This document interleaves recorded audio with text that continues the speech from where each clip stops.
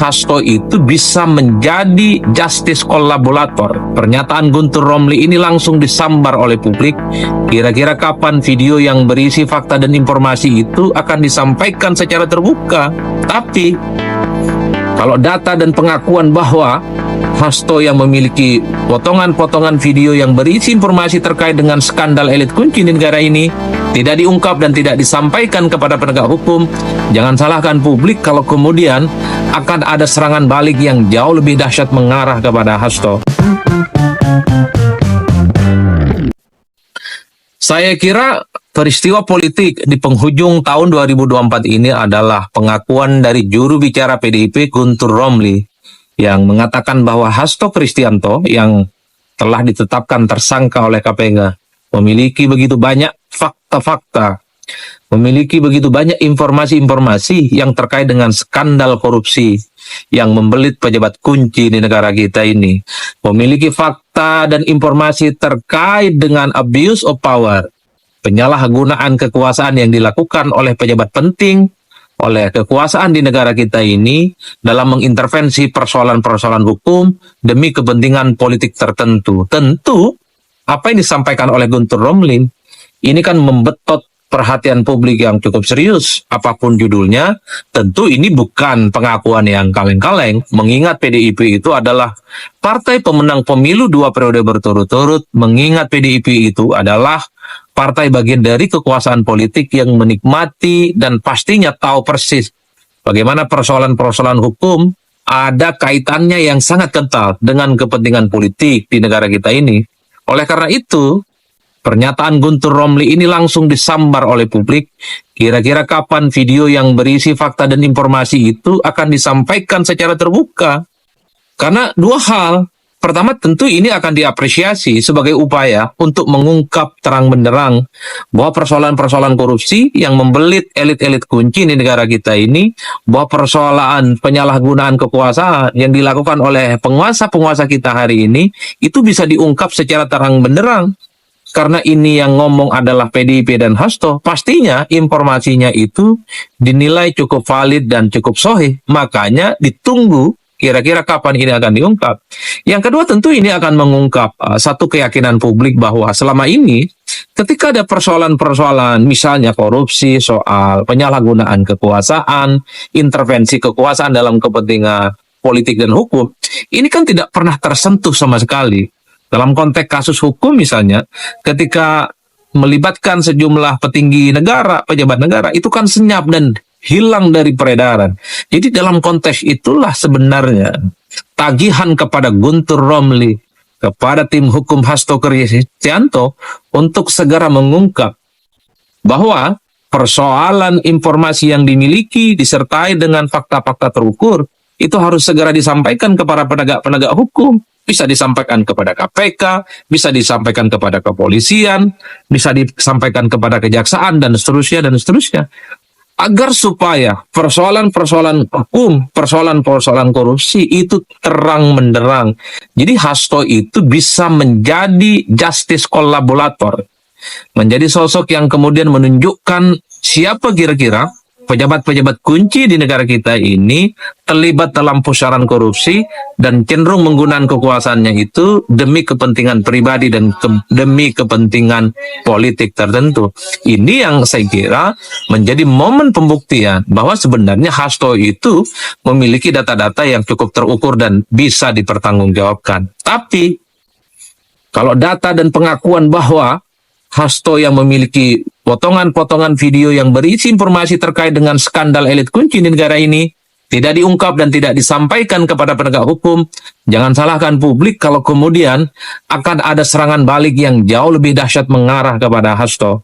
Bahwa Hasto akan disebut sebagai orang yang hanya playing victim, hanya akan disebut sebagai gertak sambal, hanya akan disebut sebagai orang yang omon-omon. Itulah yang akan terjadi.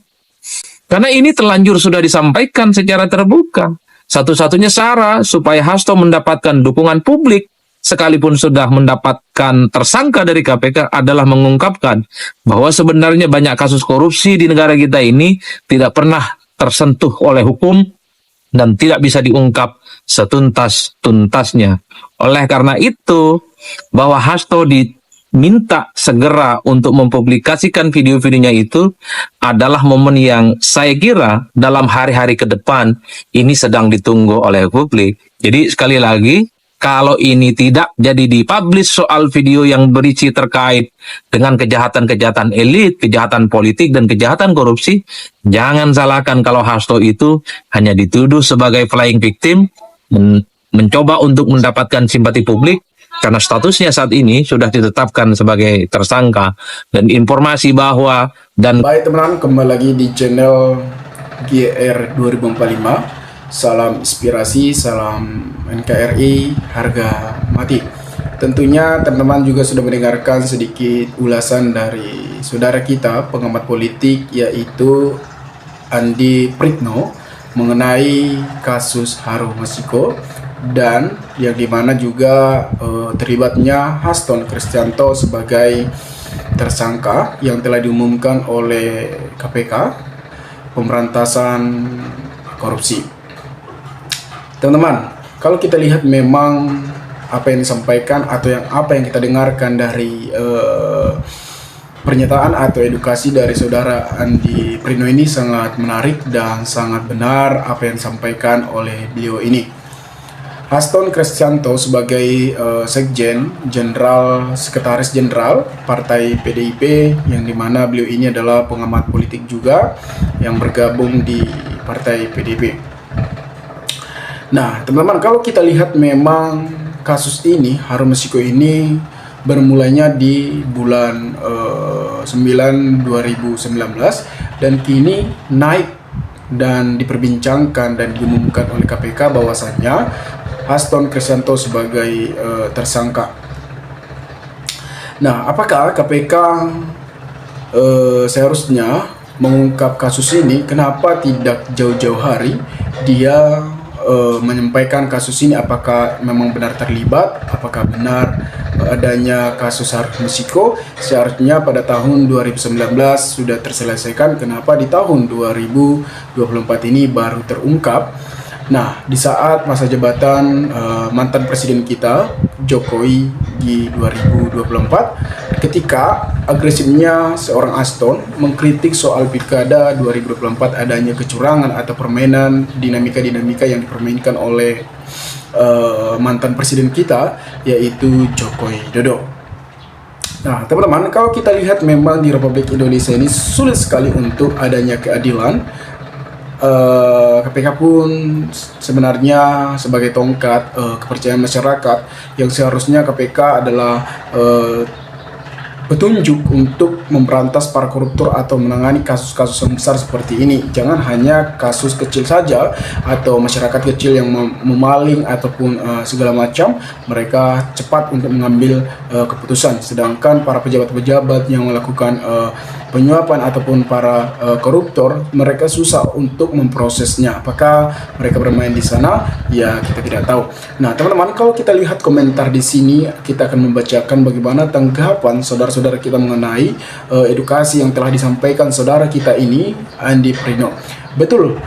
Kalau tidak dibuka juga curiga, jangan Koni jual rahasia negara ke Rusia tapi pura-pura tuduh pejabat negara korupsi. Nah, tentunya Koni juga memberikan pernyataan bahwasannya dia menyimpan rahasia di masa jabatan Pak Presiden Jokowi. Di masa tersebut banyak rahasia-rahasia. Nah, seharusnya kita sebagai masyarakat juga akan berasumsi apakah dan apa yang dirahasiakan oleh seorang Koni Bakri dan Haston, yang seharusnya itu adalah dikasih tahu terhadap masyarakat. Nah, penjilat akan buka suara ketika dia tertekan dan akan diam saat menikmati kejahatan itu sendiri. Salam dari Indonesia Timur, suka cara pandang Mas Adi. Nah, tentunya penjilat akan buka suara ketika dia tertekan. Nah, ketika dia tertekan, maka dia akan buka suara. Ketika dia menikmati kejahatan itu berapa triliun atau berapa miliaran, dia akan menikmati. Itulah di Indonesia ini, ketika sudah tertekan, maka dia akan diam dan ya begitulah, teman-teman mungkin juga paham. Kasus yang udah ada indikasi harusnya dibuka dulu dan KPK harus usut, malah mikir Pak Haston. Haston dan Cory rilis film The Point kemarin. Haston itu mau hilang jejaknya diri sendiri. Ini Haston sebagai sutradara dalingan Haston. Haston lagi panik, jangan-jangan justru Haston lah yang punya banyak skandal. Nah, kalau memang ada, buka saja, jangan omong-omong doang, biar rame dan rakyat nonton sambil ngopi. Nah, teman-teman, kalau misalnya ada rahasia atau yang dipegang, dokumen-dokumen yang telah dipegang oleh saudari Buni Cory atau Haston, yang seharusnya masyarakat juga harus tahu dong apa rahasia itu agar fair dan tidak ada lagi ramai diperbincangkan di media sosial dengan kasus ini telah selesai. Tapi inilah dunia politik, adanya dinamika-dinamika atau transmisi ataupun suatu perdebatan dulu agar suatu kasus ini terungkap dengan benar-benar. Upaya yang selalu hadir di setiap konten Andi Pritno, sukses dan sehat selalu teruntuk Andi Pritno. Salut dengan Bang Andi, salam sehat dan bahagia selalu. Jika benar, kata benar, jika keliru, katakan keliru. Salam NKRI, damai untuk RNKI. Nah, Haston membongkar dugaan korupsi gratifikasi Ganjar 100 miliar di Bank Jatim serta korupsi BTS yang melibatkan elit Partai Kerbau yang belum diproses KPK sampai saat ini. Bravo KPK. Saya tidak yakin Haston punya dokumen skandal koruptor. Nah, ini audionya baru bagus Bang. Lanjut Bang Andia, kawal terus soal bukti biar nggak ngadu negeri ini. Kok gitu ya, fokus jadi kasusnya, kalau memang nggak salah juga pasti lepas. Buktikan, kalau nggak salah di depan hakim, belum malah pakai jurus dewa mabuk. Nah, ngiring semangat Mas Andi selama sentoh dan Deron tren Makassar. Saya sependapat dengan Andi Pritno. Kalau bukti ada, kenapa diberikan ke pihak berwajib atau langsung aja beri ke Prabowo? Ngapain bawa kabur ke asing malah jual rahasia negara? Nah, teman-teman, kalau prosedur untuk memberikan terhadap Prabowo tentunya ada kabinet-kabinet yang harus diberikan atau menteri Kominfo ataupun sebagainya, teman-teman.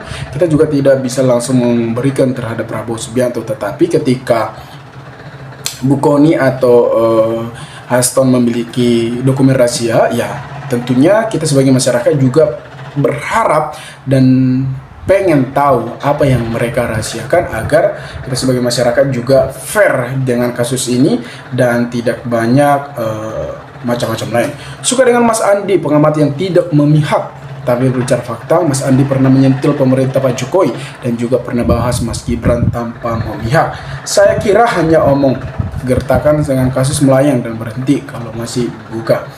Nah, betul banget Mas Andi, kalau tidak dibuka maka akan jadi bumerang untuk Haston dan PDIP. Kalau berhasil dibuka maka akan bangkitlah PDIP, tapi kalau tidak ada jelas PDIP akan semakin terpuruk. Ayo Haston segera tayangkan videonya supaya rakyat tahu. Ayo kapan lagi?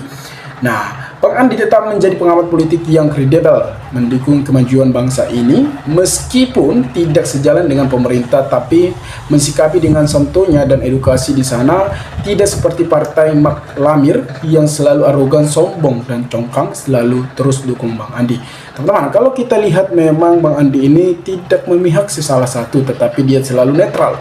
Dia juga mengkritik pemerintahan Jokowi, dia juga mengkritik soal pemerintah Prabowo Subianto. Jadi kita memberikan yang terbaik terhadap Andi Pritno. Nah, teman-teman, sekian video ini. Jika ada pertanyaan atau tanggapan teman-teman, maka berikanlah tanggapan teman-teman kolom komentar agar kita bisa saling tukar pikiran satu antara lain. Salam inspirasi, salam NKRI, GR 2045 melaporkan.